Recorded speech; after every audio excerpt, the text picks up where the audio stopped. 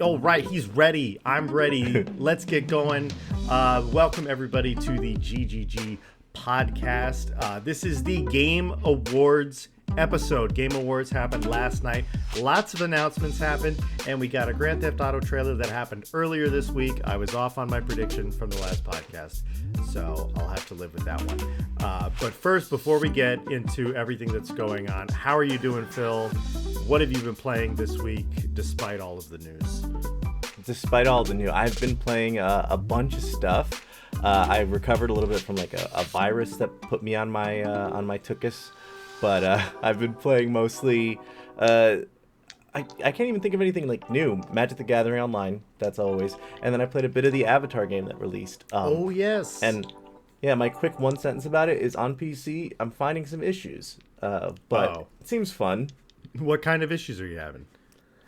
You know, sometimes I'll go into like a cutscene, or not a cutscene, but like, you know, you're talking to a character and it does that Far Cry or Skyrim thing where it zooms in on that character, and their face will be fully rendered, but then from their body, like from their clavicle down, it's all like unfinished and like looks like a very N64 graphics. So. Oh my God. Okay. Wow. He didn't even say Xbox 360. You went all the way back down to N64. Very polygonal. What have you been playing, Paul? I have continued my playthrough, my second playthrough, my New Game Plus of God of War Ragnarok, and I'm so happy about that, especially with the announcement that we're going to talk about shortly. Which I was stoked for. But I've been doing that. You know, it's just such a good game. It has such good cutscenes. So I've been pulling like clips on that. Probably gonna post it on the Golden Glaze TikTok and YouTube and whatnot. So I've been playing that. Got my PC back, so I am back fully up and running with my usual setup. So hopefully no more technical issues, no more delays. So that's good. Played some Valheim back on my computer. But I've been busy this last week, so really aside from that, I haven't had a lot of time to play games. So fair enough. So yeah. All right. Well, that's enough of us. But we have so much to talk about. We do have so Holy much to smokes. talk about. Do you want to take the first one? I'm of course very excited about it. Monster Hunter Wilds is announced for 2025. Again, and we'll handle this later. I'm very excited about it, but I think 2025 release dates should wait till like mid 2024. If you're gonna say anything, just take your freaking time, man. It's cool to know you're working on something, but just like shut up about it till it's 6 months out. I'm like, I don't have the energy to get excited. However, game looks great. It opens with our character riding on a new mount, different from the Monster Hunter Rise wolf dog thing that's really, really cute, and different from some of these small Yagruses you could ride in Monster Hunter World. It's like a flying bird, so you can like glide. It's got all these new mobility things. Looks great. Yeah. It was like running on 2 legs at first and then went to 4 legs for a full sprint. Looked very cool. Very cool. I will say graphically, I wasn't like super impressed. When I was watching it live, obviously like the live stream quality is a little degraded. So like when I was watching it live, I thought it looked awful. To be straight up honest, like I was like, damn, that doesn't look. I mean, you know, I wouldn't go N64 graphics, but maybe Xbox 360. But when I saw the video in normal quality online later on, it did look a lot better. But you know, I mean, if it's not coming out until 2025, I don't know how accurate of a representation that is. And I know that, you know, Monster Hunter, like I know that Monster Hunter Rise, you know, is a Switch game primarily. I know it came out on PC.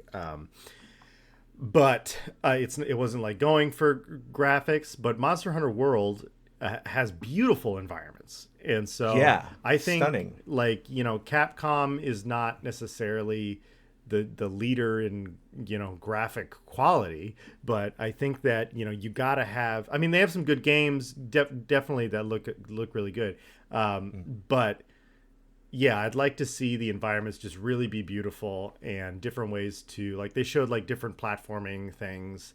I know that that's probably going to be very, very streamlined, like it is in Monster Hunter World, where you just hold a button and it just does it for you. Well, I mean, in what was it? In Rise, you can like kind of direct where your wolf thing goes, which is Right. cool. Right.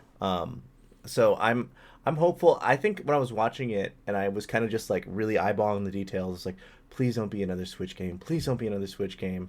And I was like, this looks like it could be, which is probably an insult if you're trying to make a PS5 game.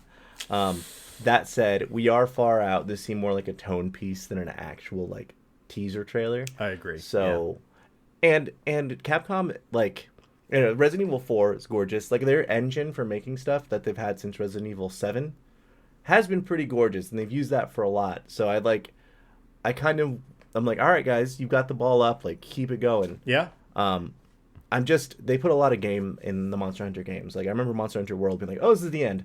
No, wait, another 20 hours. This has to be the end. No, wait. Oh my God.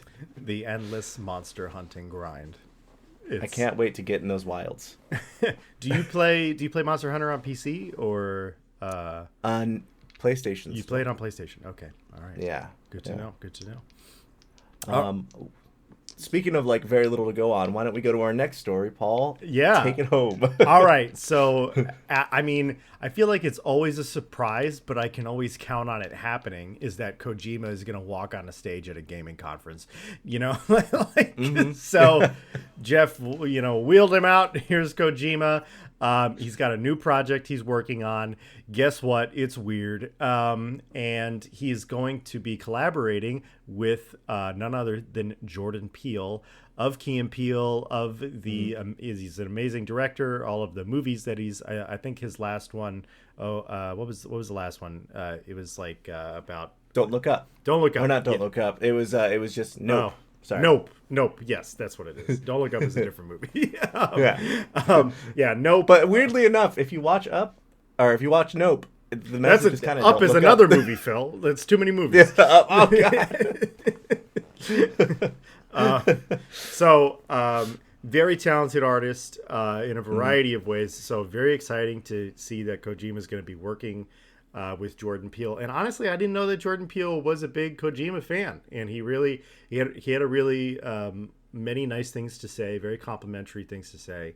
And revealed like as a kid he used to play MGS2, you know, which is super awesome. So we got kind of a trailer for it, but it was really just a close up of actors saying really cryptic, weird things. Yeah, it was Sophia Lillis, I believe, from It, and a bunch of other stuff. But just like, I don't know if it was close up on her face reacting to something. Right. I don't know if it was sort of the capture data or if that was like, this is how good the faces are going to look in our game. To me, that's the capture data. You know, like Yeah. Yeah, I mean, I hope, but like that's what I would have wanted out of this generation of consoles, but I don't think we're going to get it. It might be like I don't know. I'm hopeful that it might be like a very early like, hey, look, this is what we're cooking with, and of course it's not going to look that good in the end result. But you know, might. For me, Jordan. Oh yeah.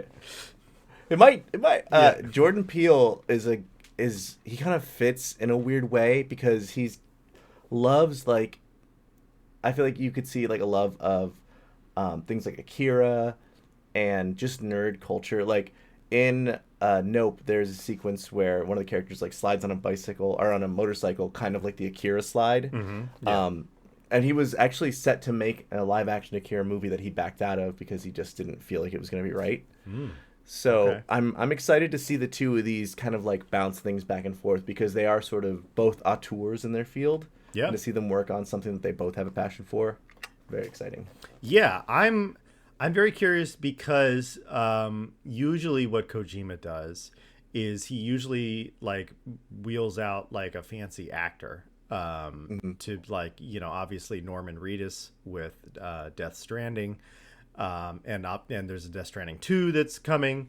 And so I think that it's interesting, but you know, when you bring out a fancy actor, it's like usually the actor, I'm sure they're excited to work with them, but the actor's not going to really have a lot of creative control. Yeah. And so I think that it's really interesting working with Jordan Peele, because it's going to be an artistic, creative collaboration. It's not just Jordan Peele's going to act in it. He's not, I mean, maybe he will in some capacity. But the fact that Kojima is going to relinquish some creative control sounds very interesting to me, especially because I'm not like a gung-ho Kojima fan. Like, I like him. I think he makes good games, but a lot of people hold him as like this gamer god. And to me, there's some disconnect with some of his games. And so maybe with the insertion of Jordan Peele, like that disconnect won't be there anymore for me. But yeah, we'll see. We will see. Could be. And I know you're very excited about this next story, so why don't you go ahead and pop off? Yes, I am so excited about it. We were just talking about it a few minutes ago. God of War Ragnarok has announced a free DLC that from the time of recording will come out in 4 days. That is ridiculous and awesome. And that's how you do an announcement, not 2025. So Sony's got class that a lot of other people don't. They're like, hey, this is going to be free in 4 days. Keep going. I have more to say about this. Okay. Keep going. So this is a DLC. It looks like we didn't get very specific details, but from what the trailer implied, it seems like this is a single player, as this God of War series has been, a single player mode. You're going to Valhalla, which you have not been to in the God of War Norse series, I guess. And so that's very interesting. And they did disclose that the DLC is going to work like a roguelike, which is awesome.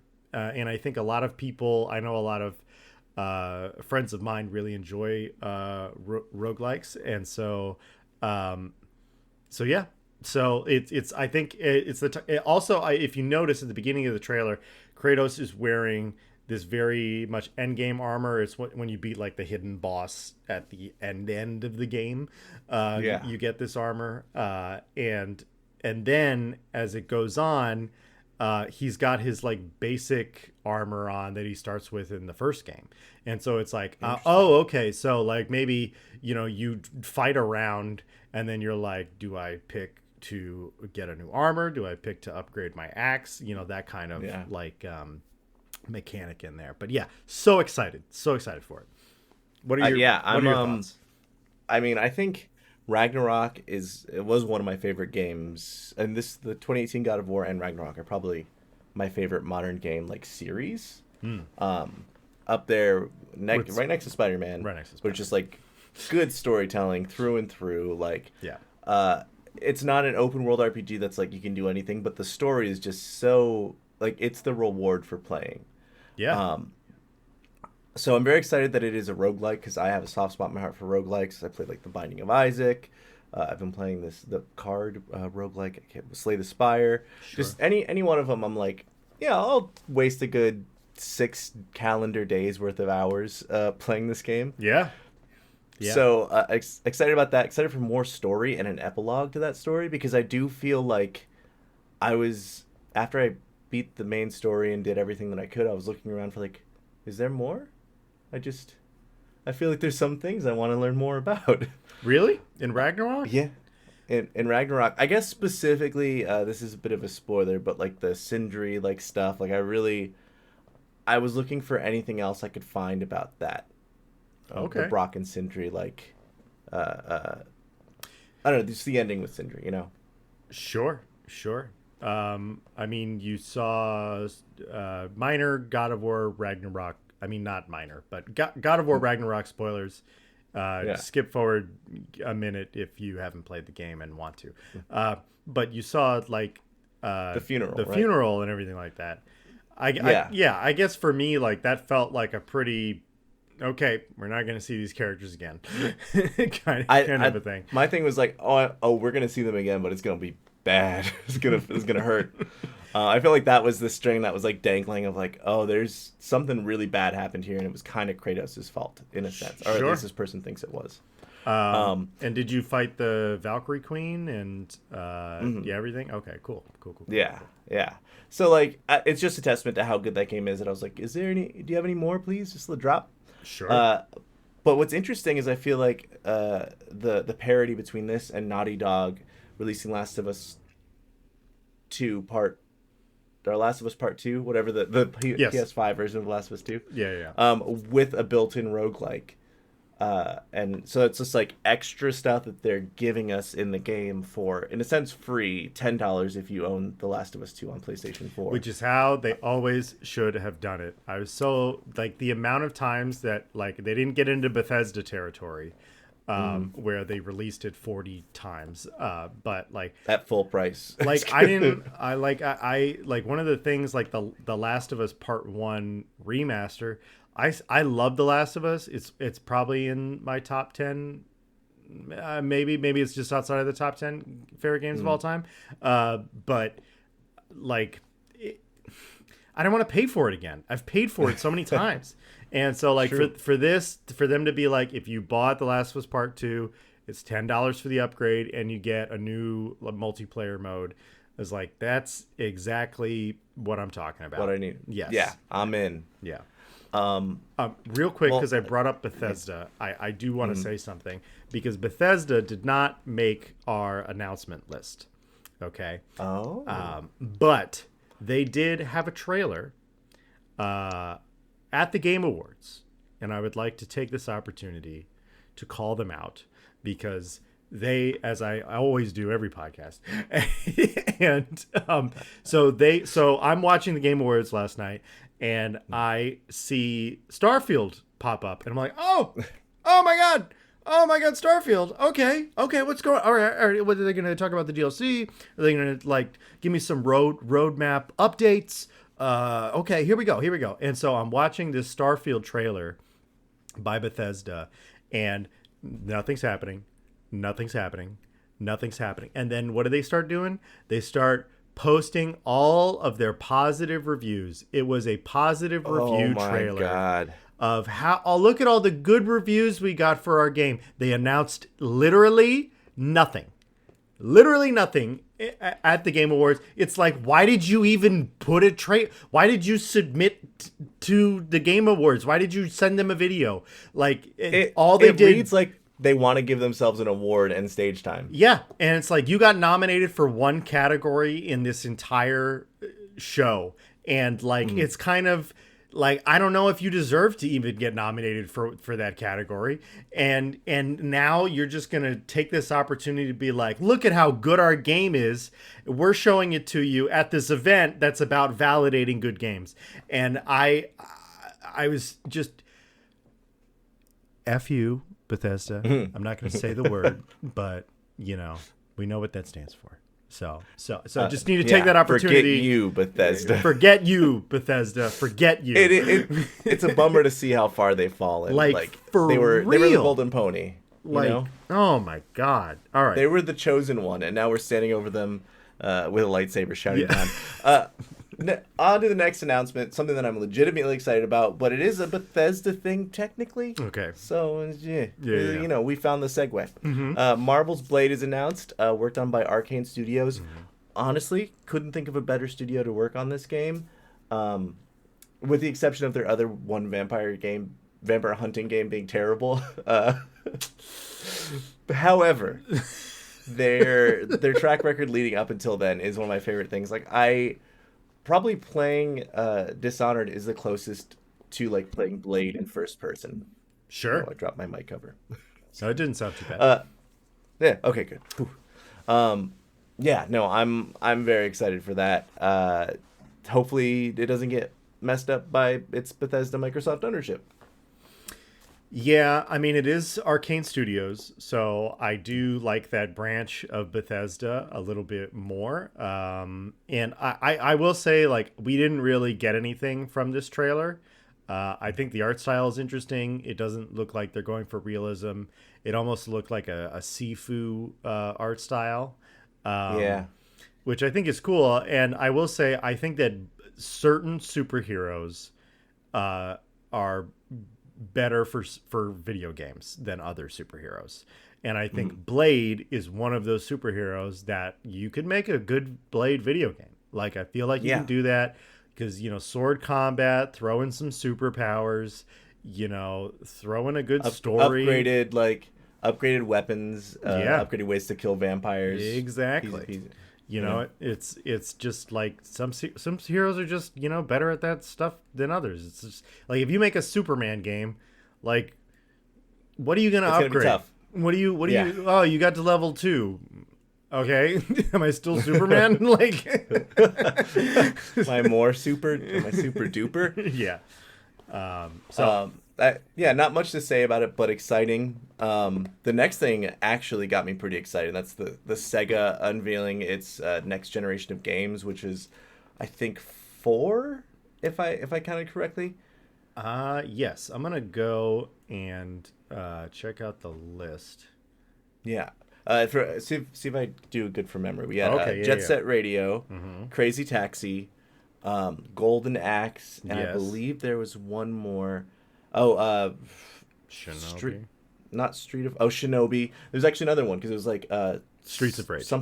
Streets of Rage. I love Streets of Rage. I used to play Streets of Rage. I'm really dating myself here, but I would go to my local video store, not even a Blockbuster, not a Hollywood Video, a local place and I would rent Streets of Rage for the Sega Dreamcast, and I would like do that every time. Like, I don't know why my parents just didn't buy me the game. It's probably more expensive renting it over and over again. You paid $120 renting that game. Yeah. You could have bought it twice. I mean, back in those days, games are like $30-$40, like, full price. I think the only thing that would have made me more excited was to see like Power Stone in the mix, because that was another game that I'm like, Sega, what do you do? Bring us more Power Stone. It was excellent. But Jet Set Radio with like updated graphics looked freaking gorgeous. Golden Axe wasn't like ever my thing, but I'm like, I'd play that. Yeah, I'd give it another try. Yeah, all of it. Like, Sega, you can do stuff besides Sonic, and they woke up and realized that, and I'm so happy they did. It's like, you have other franchises. Also, you could make new games. No, not allowed. Oh man, I love to kick Sega. Okay. So, you should talk about this. I'll read it off, but yeah, the Finals, a game you've talked about before, it's fully released now, available on Steam. So yeah, you excited? Here we go. You excited for that? So excited. It's a great shooter with your friends. Like, it's 3-person teams. I believe there's 3 or 4 in a match. It's kind of a big open area, and you're doing an extraction, like robbery pretty much. But it's made from a lot of like the Bad Company devs, so everything is destructible, and there's multiple ways that you can blow stuff up or like smash through walls. Bad Company, like Battlefield Bad Company? Battlefield Bad Company, yeah. Ooh, I didn't know that. Oh my goodness. Yeah.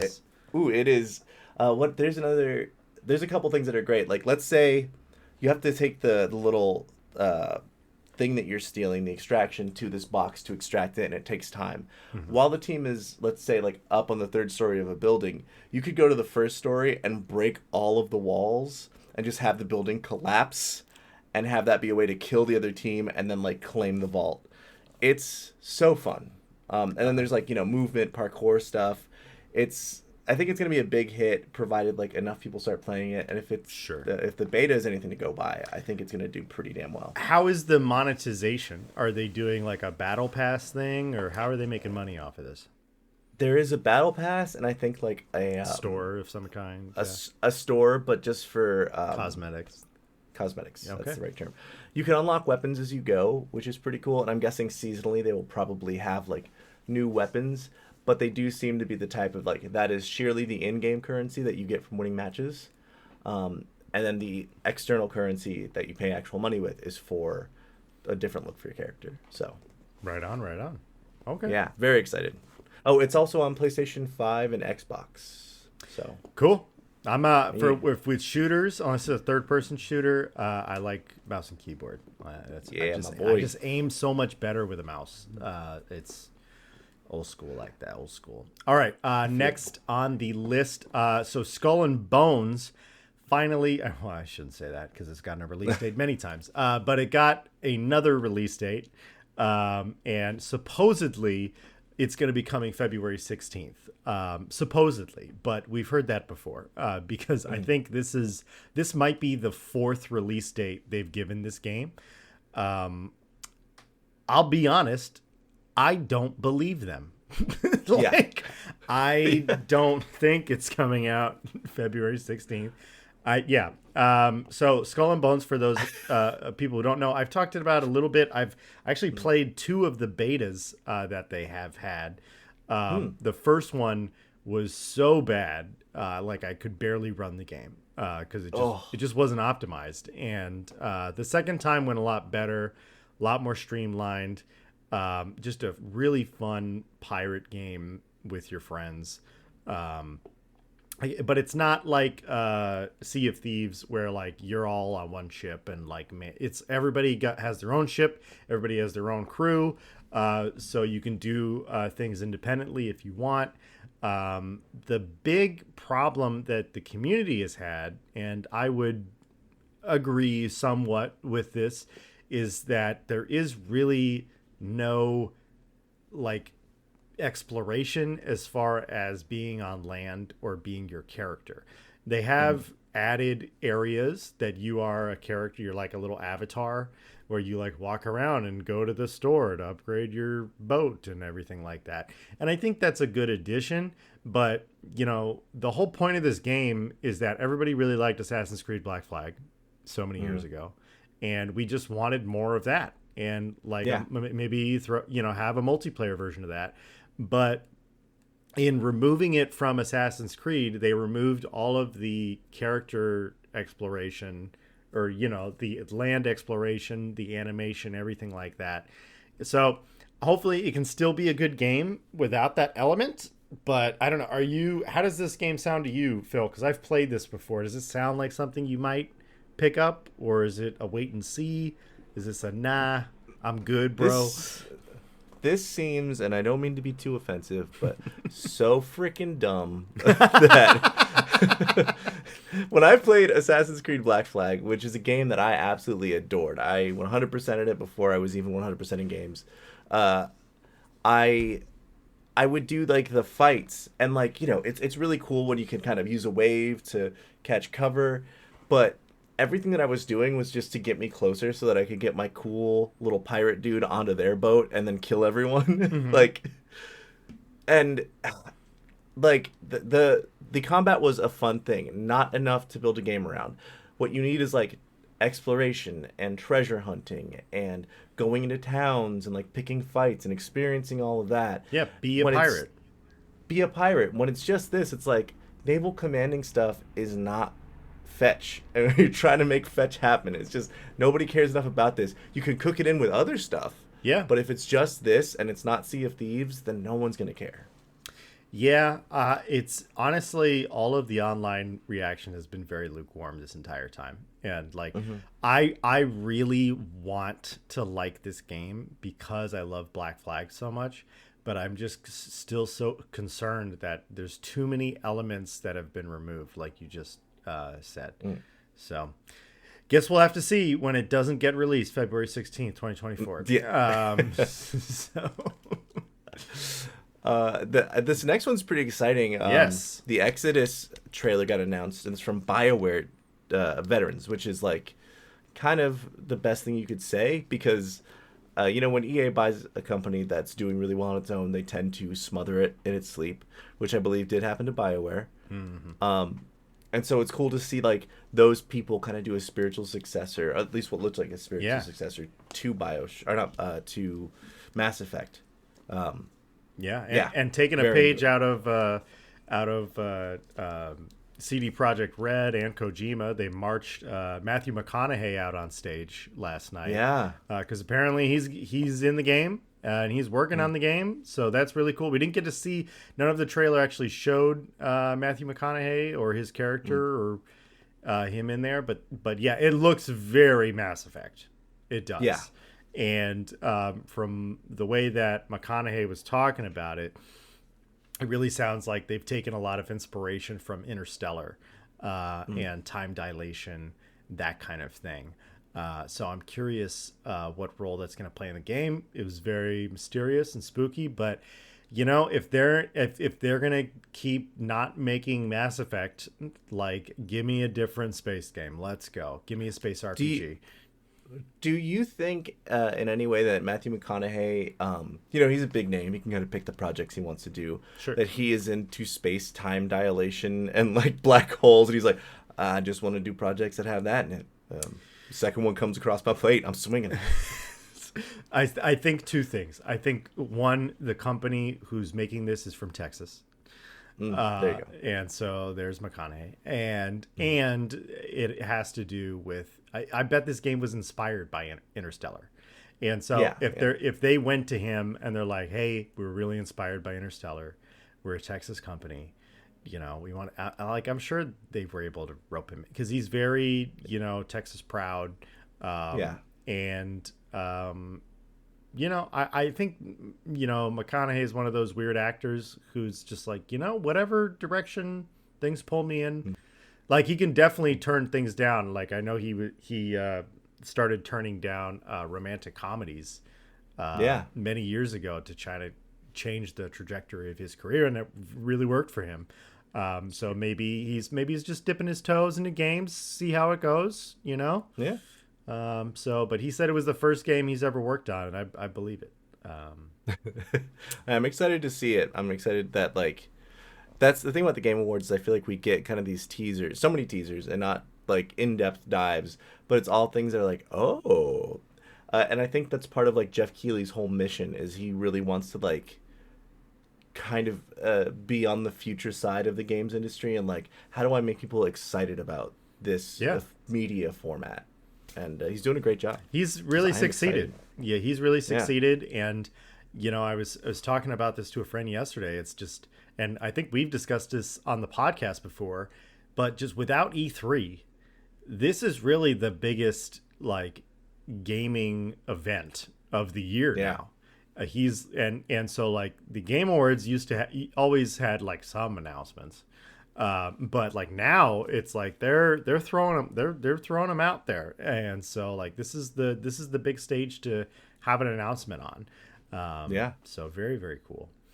The next thing that we have going on is a Jurassic Park survival game, the thing of my nightmares, is going to be realized. The amount of literal nightmares I have had when I was a kid about Jurassic Park, and now they're making a video game out of it.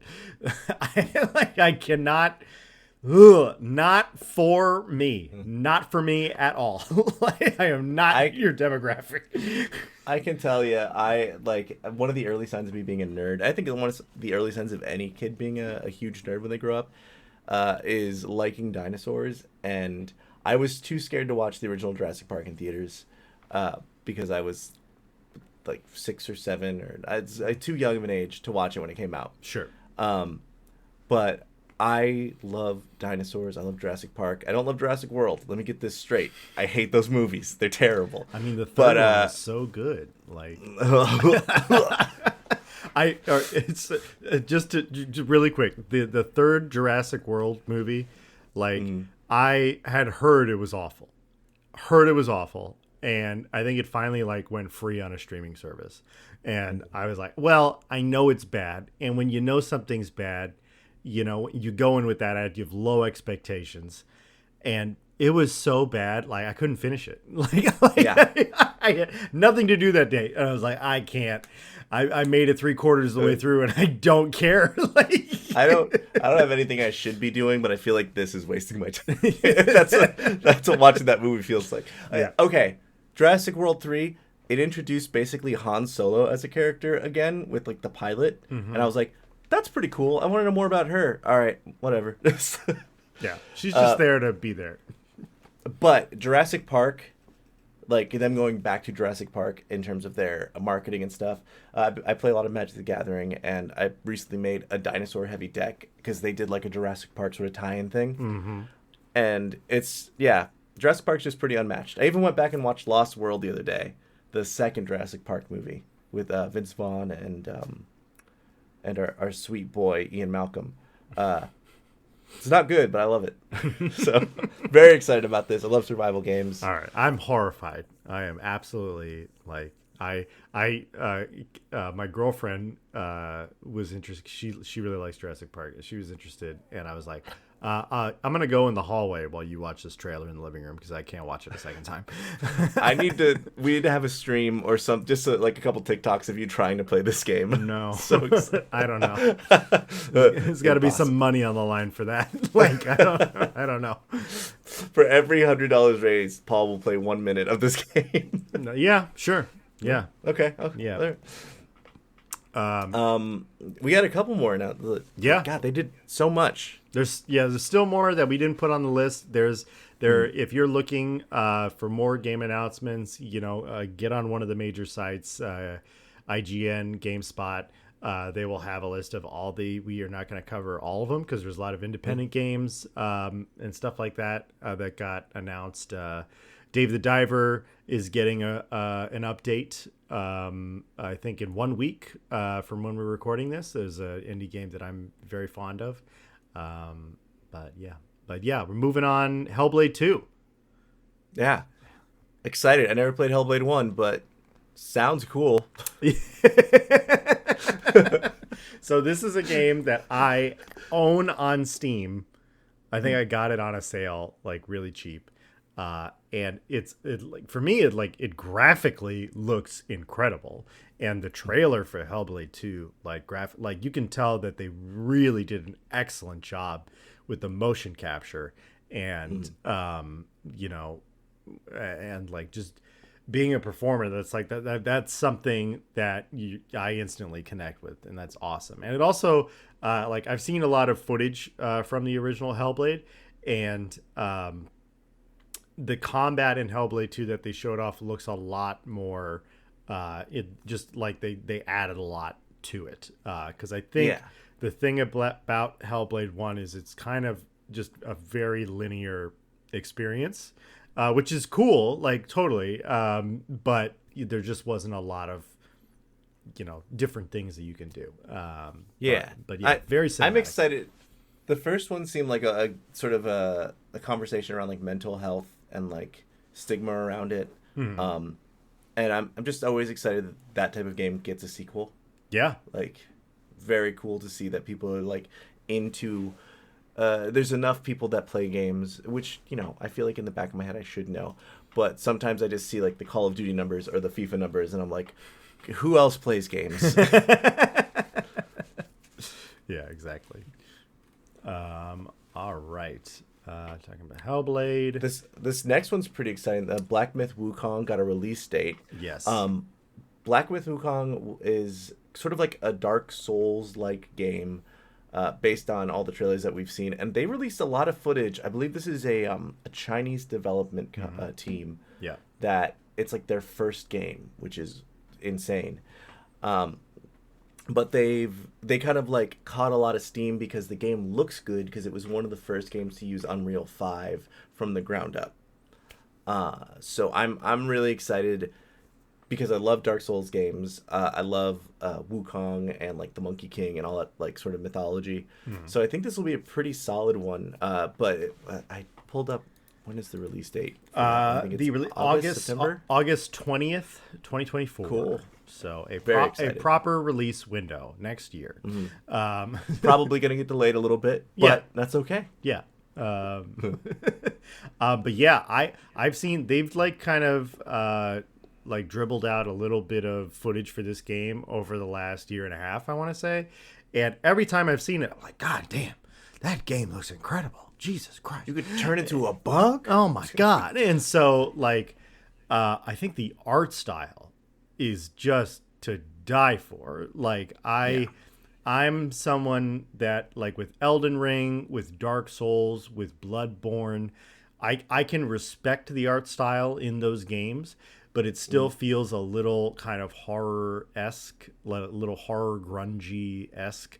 And like, I'm down for things in a game to be themed that way, but when most everything in the game looks kind of horror, that it's just not an aesthetic, that it's totally subjective, but it's just not an aesthetic I vibe with.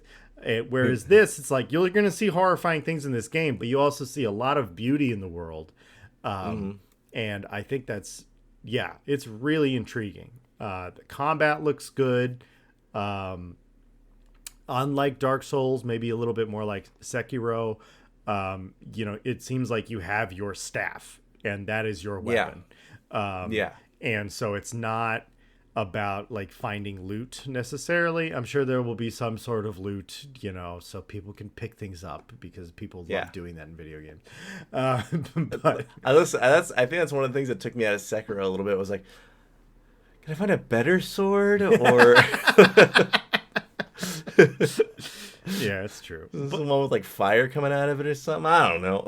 Well, I mean, like, to me, like, I like games that are like God of War. I think does it the best, where it's like you have your ice axe, but it can get upgraded, and there's different ways that you can use your ice axe, and there's different powers that you can attune to it, and so you do have like a weapon progression, but it's not necessarily tied to I need to find a new weapon. I feel like Borderlands is the other extreme, where you're just finding like a really cool gun, and then 5 seconds later you're like, well, this one's a lot less powerful, so I guess. Which kind of just sucks a little bit for me. I love Borderlands, but there's too much inventory, nonsense. It's too much. So I'm excited for Black Myth. I'm gonna keep myself dialed in on this, and hopefully it's a good game. I mean, hey, it's 2024. That's you know what, they announced in the right window for me. The next game as well, we got an announcement. Warhammer Space Marine 2 got a release date. I think it was initially had a release date that was like December of this year. And then it got pushed, luckily. Not pushed, but they revealed the actual release date is August. It is September 9th, 2024. Space Marine 2 is coming. So this game was announced at last year's Game Awards and supposed to come out this month. Which, like, I was always like, that's not going to happen. I'm glad they're taking their time with it. It's more of an old school third-person shooter, so it's like right up my alley. I love third-person shooters. It looks gorgeous. I mean, from the Warhammer aesthetic, combined with like the Space Marine stuff, like it's almost religious. And then you're fighting these monsters that look like the aliens or Zerg. The Tyranids, yes. The Tyranids, yeah. So there's, I don't know, it just very visually impressive. I'm excited to play it, because like Gears of War itch, I feel like hasn't been scratched since Space Marine 1, realistically. Yeah, really, and not even by like Gears of War 5, unfortunately. And Gears of War 5, even, it wasn't necessarily like a bad game. It just didn't do anything new. So that's a little unfortunate. But yeah, I am so stoked for Space Marine. I have a core group of friends who love Warhammer. They're going to be all over this game. And honestly, I'm really excited for the multiplayer in this game, because I was so darn good at Space Marine 1's multiplayer. Like, I have a hard time even remembering a match where I didn't finish number 1. Like, for whatever reason, that was just the game that I was just so freaking good at. So very, very excited. To your exact reaction times. Like, we're making this for Paul. It's for Paul. Like, please make it for me, please. All right. So those are the big announcements. From the Game Awards. Again, that there are more announcements. I'm sure if we skipped over a game that you really care about, put it in the comments, or send us a message or whatever, and we can talk about it on next week's podcast. But we also have to get to the other news, the huge news from earlier this week, which was that we got the Grand Theft Auto 6 trailer finally to come out. So. As I said at the beginning of this recording, Like I was wrong. It's not at the Game Awards, which I should have known because Rockstar just does their own freaking thing, and they always will. But yeah, Phil? What are your initial reactions to the Grand Theft Auto 6 trailer? Okay, let me collect myself. Please, please, yes. Yeah. It was a huge whiff for me because I was like, that was all the hype for like no gameplay. Very cool, you guys. And then 2025, you guys have re-released Grand Theft Auto 5 an almost Bethesda amount of times. You've done so much for Grand Theft Auto Online and so little for Red Dead 2 Online. You haven't released any. You kind of farted Red Dead 2 out there and then did nothing to like carry it. We got no Undead Nightmare, no nothing. Yeah. You spent so much time doing this. Show us gameplay. Tell us the game's coming out in May. Otherwise, you shut up. It's been 20 years since the last Grand Theft Auto. I'm exaggerating, but it feels like 20 years. Yeah, totally. So, like, I'll be honest, I wasn't surprised that it was going to be 2025. But that is only because I have seen Rockstar doing a massive hiring wave on LinkedIn right now.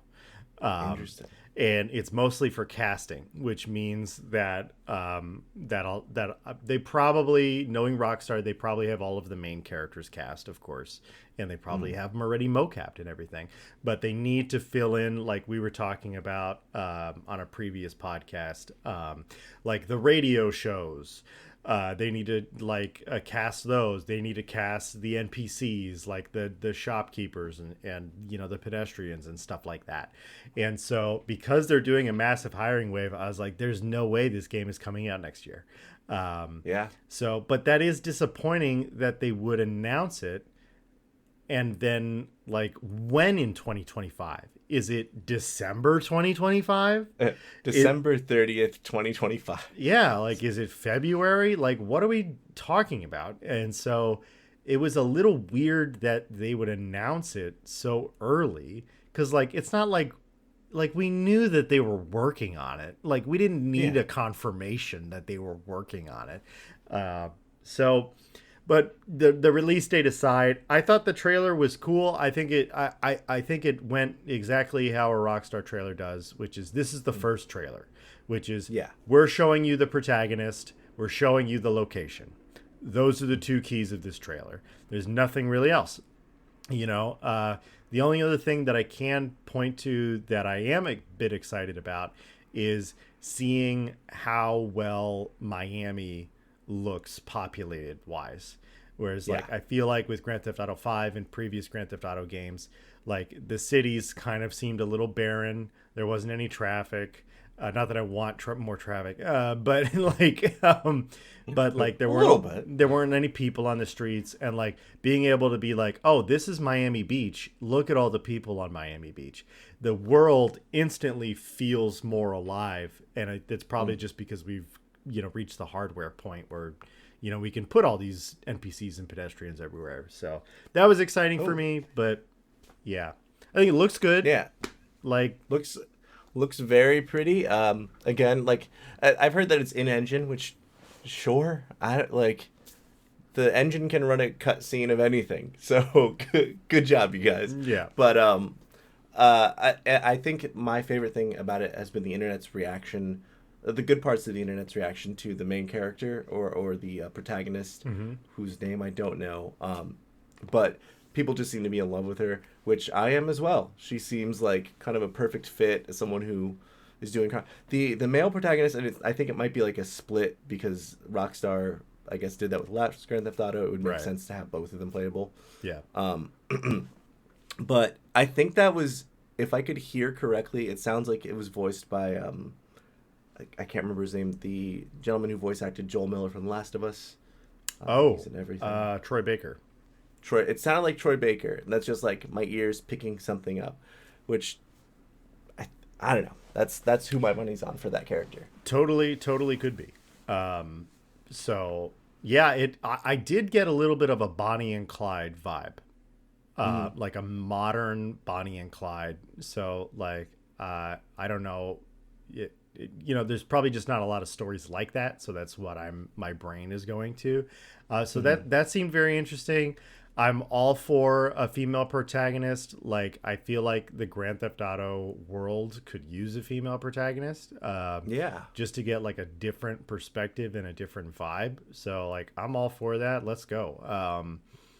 But yeah, there's really nothing else to really talk about. I'm sure throughout 2024 they'll be like, this is the Grand Theft Auto 6 multiplayer explanatory video. Like they did for Red Dead Redemption, and like you can do this, and then by the time Grand Theft Auto 6 multiplayer releases, there'll be like 2 things to do, and we'll have to wait as they slowly update it. What you really can do is just get punched in the head by a 12-year-old on Adderall who's found a way to mod the game. There it is. There it is. Well, should we get to the main event, the awards of the Game Awards? Yes. So, do you want to do who got Game of the Year? Let's start off at the top. Let's start off at the top. Yeah, I mean, this was, I think, kind of not a surprise, but it was Baldur's Gate 3. I think that really did hold the everyone's mind like space this year. Yeah. To me, there was really no doubt.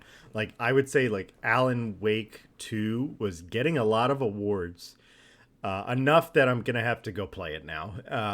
So I was a little bit like, I think what they did, it was kind of like what they did last year with Elden Ring and God of War Ragnarok, where it's like God of War Ragnarok got a lot of awards, but they got everything but Game of the Year. But Game of the Year, and that went to. But Baldur's Gate 3 did amazing in a bunch of different categories too. It it really cleaned house with everything. So do you? I wanted to, because most people, you can look up all of these, winners online. I'll post it on the YouTube version of the podcast, so you can check out the link yourself. One thing that's interesting to me is like game direction. They give that one out, and I think this did the same split last year, where this year went to Alan Wake 2.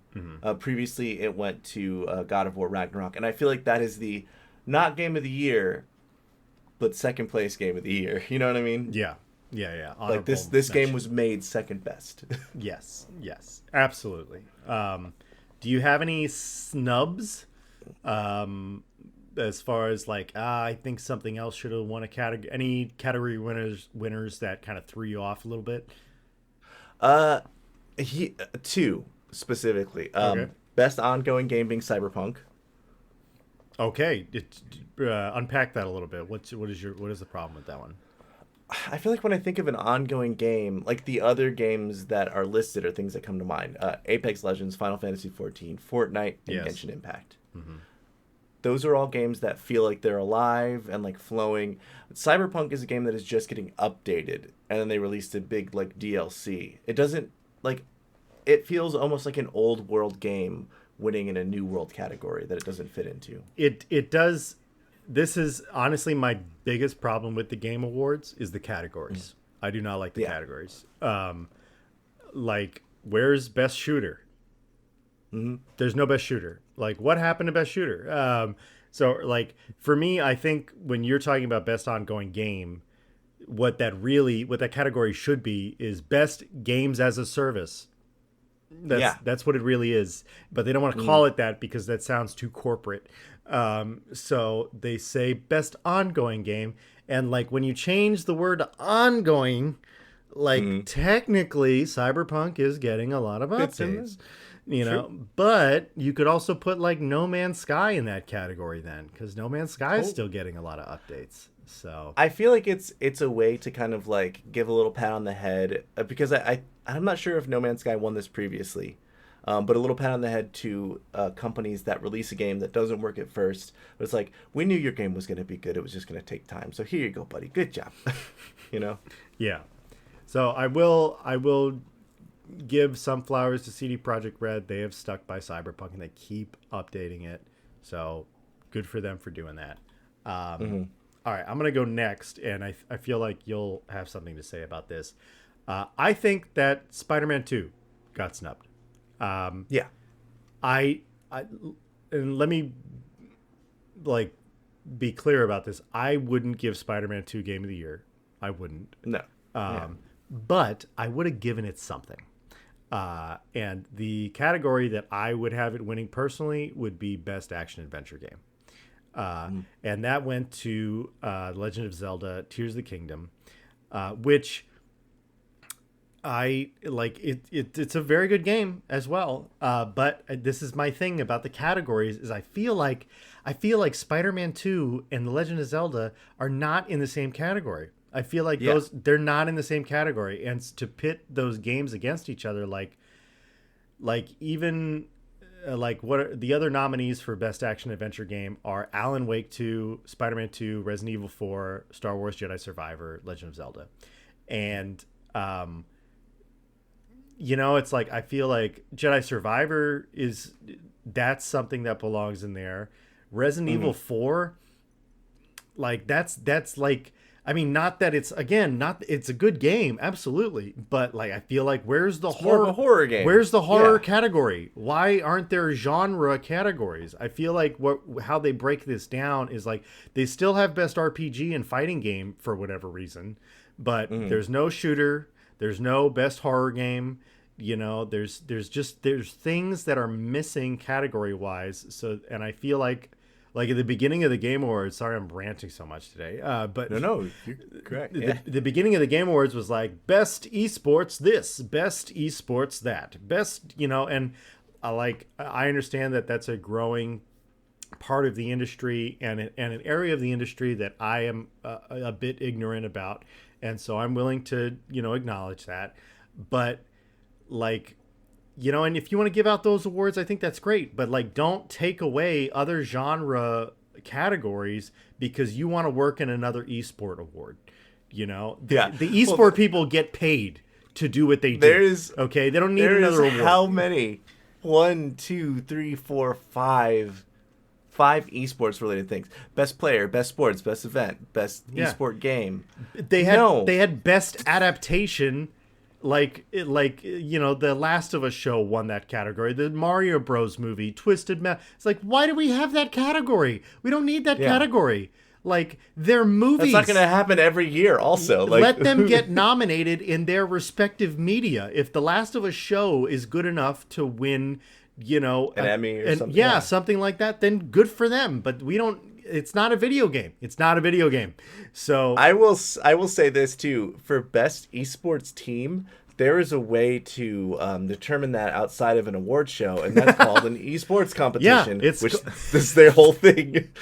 What does that even mean? Best esports? Yeah, it's like they played. Did they win? Then they're their best. Great. They didn't win all of them, but they looked damn good doing it. So yeah, I think that Spider-Man 2 should have won some sort of award. Again, I don't have it as my game of the year, but I felt like it wasn't rewarded there. And then my other one is I wanted Jedi Survivor to be nominated for more things because I thought it was a very good game. I know that it's not the cream of the crop this year, but again, for a Star Wars game, I think it did a lot to get me enthusiastic about the future of Star Wars games from that. So I will say this. I think the best action game category, it says for best action game with a genre focused primarily on combat. I feel like Spider-Man fits in a little bit better there because the traversal of Spider-Man, yes, the puzzle solving is not really a thing in Spider-Man. There's some puzzles, but they're few and far between. Yeah, and even if you compare it to the first one, it's half the puzzles. Half the puzzles of the first game. So it's not a puzzle game. It's not a puzzle game. I do think I would switch out Armored Core 6 for Remnant 2, because that a game that I feel like kind of came from shoddy first game, excellent second game. I wanted to see that get a bit more cred. Armored Core 6, I guess I'm glad they won, but I didn't finish that game. I just got to a point where I was like, okay, that's enough. Yeah, I you know what? Literally everyone who has played Armored Core 6 has said that to me. Yeah. So I understand the nomination, but again, I think there's something to be said when you don't finish a game, or when the majority of players don't finish your game, So I think there's just a lot of internet popularity going around, and and sometimes that's for the positive, and sometimes it's not. So I do feel like there's like we said earlier about the ongoing game being like a way to congratulate games that started out a little iffy. There seems like a bit of politicking or, oh, hey, well, we know this company and we know they put out good work, so we want to give them something. Right. Versus more than the game. I will say, very happy that Hi-Fi Rush won for Best Audio Design. Yeah. Like, very, very highly deserved. I'm glad they got something. I've seen a lot of great things about that game. You know what? Best fighting game, Street Fighter 6, great, cool. Sure, totally. Best family game, Super Mario Bros. I get it. I'm gonna have a little gripe, and I really have no standing on this at all. So racing fans, come for me. But best sports racing game went to Forza again, and yeah, I'm gonna be honest. Enough of Forza. Every god-darn year, Forza wins, and it's this. Everyone always tells me it's the greatest, it's the best race. Why is it winning every single year, over and over and over again, undisputed? And I'll be honest, I have not played F1 23. I have not played the Crew Motorfest. I mean, Hot Wheels Unleashed 2 would have been cool, but. I don't know. Maybe Forza really does deserve it, and just the gaming industry is not rising to the racing category, anymore. I mean, I think a Burnout game would totally dethrone Forza if EA just had the cojones to release another Burnout game. Yeah, but I would love. They're like, no, Burnout we'll make Need for Speed, and this time we'll put Aaron Paul in it. Stop. Yeah, nobody. It'll be different this time. I guess I would just dip on best racing game in general. So racing fans come at me especially hard because cargo run in circle. Who care? I would say, all right, this is what I want. Sony, if you're listening, I want MotorStorm, and I want it back. I want it back hard. There we go. I want MotorStorm back.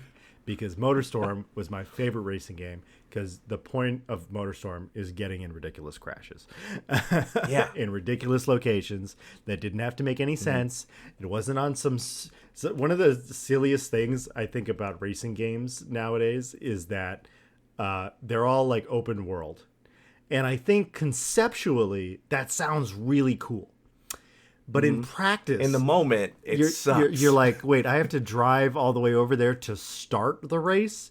Can I just start the race? Just driving. It's like, I get it. It's cool because there's no menus, but it's like sometimes I want a menu so I can just get to what I'm doing immediately. So. Yeah, well, and then I feel like in racing games, one of the things that I really enjoyed about them was getting to know the tracks. I mean, I've done this track. Much like the Forza movie that came out early this year that I will never watch. I'm gonna watch it drunk eventually at some point in my life.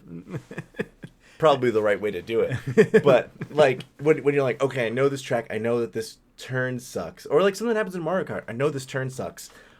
All right, I just got to time it out. When it's an open world game, they're kind of like, all right, now here's part of the map, that street that you drove on earlier to get here, that's in. And it's just you can't really get to know. There's so many routes that none of them become special. Yes, totally. I mean, a little bit. That's kind of the nature of racing games, sort of. You could argue. True, but I guess the open world thing just kind of takes a bit out of it for me, because I like the sort of the prestige at the beginning of the race. Sure, and then totally. To just constantly to drive up to the race and be like, I'm here at the start. It just feels silly. It does. It does.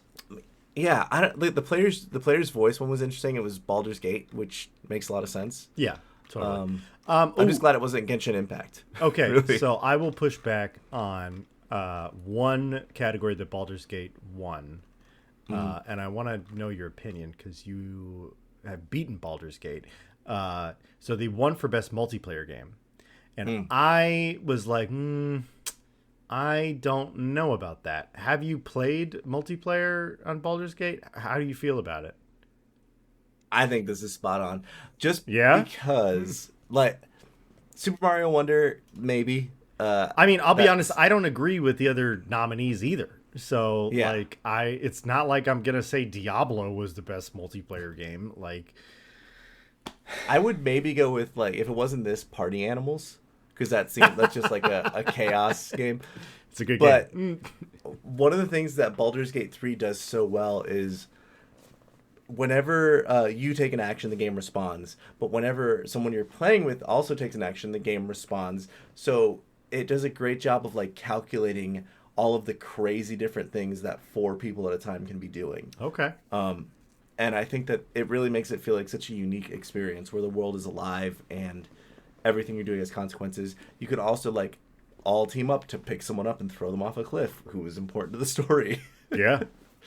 So pretty cool. All right. Yeah. I mean, again, like, I don't think any of the other nominees there kind of do it for me. It's just, it's kind of weird because it's like best multiplayer game, but we don't include, the leading multiplayer games out right now, which are, you know, not that I would give it to Fortnite, but like, you probably got to nominate Fortnite for best multiplayer game, right? Like, you gotta.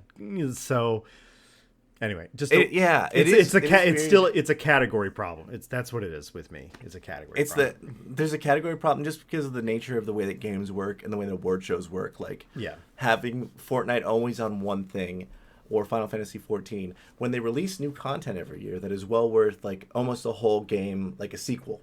Yeah. And so to have them be like, okay, well, we should consider Apex Legends is for multiplayer this year because they had a significant update. I don't know. Yeah, it's really interesting. Is Warframe a nominee? A game that's been out for 10 years and it keeps getting updated. Yeah. It's basically like a brand new game every like 3 or 4 years. So. Yeah, for real. So I don't have any other gripes. Do you have any other ones that kind of stand out to you? Nothing in part. I maybe for art direction. And again, I haven't played Alan Wake yet, so that's something that I feel a little under qualified. But that one that I would have maybe given The Legend of Zelda, or even Lies of P, or Hi-Fi Rush, or like I feel like they were all very different than kind of the normal like gaming vibe that I get from Alan Wake 2. I need to play it, and maybe my opinion will change, but. I need to play it as well, but I honestly, like, for this category, I would kind of lean Hi-Fi Rush or Lies of P. Just because with Zelda, I think, yes, it's got a great art direction. But the thing is, especially with this sequel, this Zelda sequel, it's a lot of the art direction was the direction of the last game. And so there are new things, obviously, but it's kind of like when you're comparing God of War Ragnarok to God of War, where it's like, well, it's kind of from the first game. So it's like, I don't know. And then I would argue kind of in a similar sense, Mario Brothers, they have incredible level design. Where's that category? They have incredible level design, a very creative level design, but the art direction again is like, it's Mario. It looks like Mario. Mario's looked like Mario forever. So I think they definitely did some interesting changes for in defense of Super Mario Bros. Wonder. Sure. They did some interesting changes to like little Mario looks like markedly different. And then, like, the fact that there's a musical level pretty early on in the game is like, all right, you guys, you really did it. Good for you, Nintendo. I will say, I'm happy to see that best score went to Final Fantasy 16 because that was a pretty incredible score. Final Fantasy always has fantastic music. Like, you gotta hand it to their composers or the people they work with on that. So great music. But yeah, I think that's it for me. What do you think? Anything else before we wrap? No, I feel pretty good. I feel pretty good about this. I mean, the Game Awards are always a mixed bag. I think they're still forming, like we're talking about, their whole setting for how they give out awards, what they're for. But in terms of games that we got to see, I'm pretty stoked about that. There wasn't anything that I felt was truly robbed outside of Spider-Man. I don't know. It's just cool that we have like this big of a thing to celebrate the people who put all their hard-earned work, sweat, blood, and tears into these games. Yeah. That, you know, a lot of people experience so privately, and then when people hear about it online, it's usually the bad stuff. It's cool to celebrate all the work and the like hours these people spent. So Absolutely. And thank you, Jeff Keighley, for, you know, making the Game Awards happen those many years ago and keeping it going and taking control. Let's go. Jeffrey Keighley, the champion. The champion. Men amongst men. All right. Well, then, in that case, I think that is going to wrap it up for us this week. But very exciting week. So many things that got announced. And I'm sure we're going to, like, come on next week to record, and we're going to be like, what are we going to talk about? So it's good to get all of this news. Thank you for breaking it down with me, Phil. Of course. Yeah. If you enjoy this podcast, want to hear more, want to stay up to date on all of the stuff going on in the Gamerverse, please like and subscribe, send us a comment, follow us on whatever podcast thing you use. Again, sorry for the late posts for the last couple of podcasts. I didn't have my computer, and so I really wasn't able to edit the podcast how I usually do. So that slowed me, but that shouldn't be a problem anymore. Thanks for hanging in, and yeah, peace out. Peace out, Phil. Peace out. Have a good weekend, Phil. Peace. You too. Okay, great. You too.